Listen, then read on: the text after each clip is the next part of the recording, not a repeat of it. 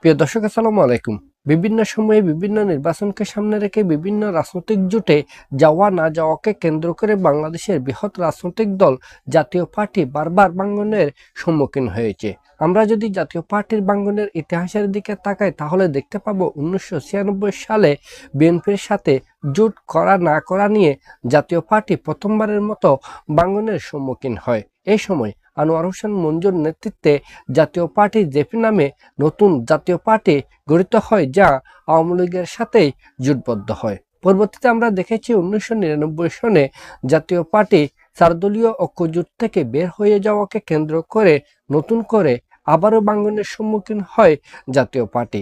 এই সময় নাজির রহমান মঞ্জুর নেতৃত্বে বাংলাদেশ জাতীয় পার্টি বিজেপি গঠিত হয়, যা চারদলীয় ঐক্যজোটের সাথে থেকে যায়। পরবর্তীতে আমরা দেখেছি 2014 সালের নির্বাচনকে কেন্দ্র করে কাজী জাফর আহমদের নেতৃত্বে নতুন করে আবারও ভাঙনের সম্মুখীন হয় জাতীয় পার্টি।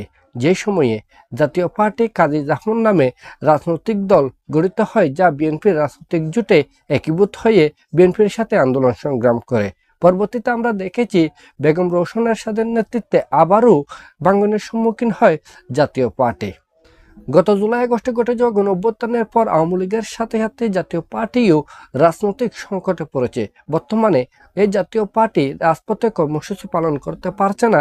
বাংলাদেশের সর্বত্র এই দলটিকে কোণঠাসা করার জন্য তৎপরতা অপচেষ্টা চালানো হচ্ছে। তাই এই দলের নেতৃবৃন্দরা সব জাতীয় পার্টিকে একীভূত করার প্রয়োজনীয়তা অনুভব করেছে। প্রত্যেকটি জাতীয় পার্টির নেতৃবৃন্দরা একীভূত হওয়ার জন্য, ঐক্যবদ্ধ হওয়ার জন্য, মূল প্ল্যাটফর্মকে শক্তিশালী করার জন্য প্রয়োজনীয়তা অনুভব করে সবার সাথে যোগাযোগ রক্ষা করে চলেছেন, সবার সাথে আলাপ আলোচনা করছেন।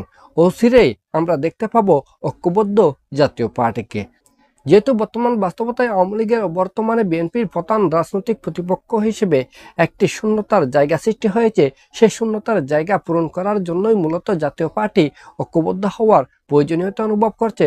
সামনের দিনগুলোতে জাতীয় পার্টি হয়তোবা সরকার গঠনের জন্য প্রচেষ্টা চালাবে, নতুবা অন্তত বিরোধী দলেও যাতে যেতে পারে, এই জন্য ঐক্যবদ্ধ হয়ে মাঠে সর্বোচ্চ এফোর্ট দিয়ে কর্মতৎপরতা চালানোর জন্য মূলত ঐক্যবদ্ধ হচ্ছে বলে রাজনৈতিক বিশ্লেষকগণ মনে করছেন।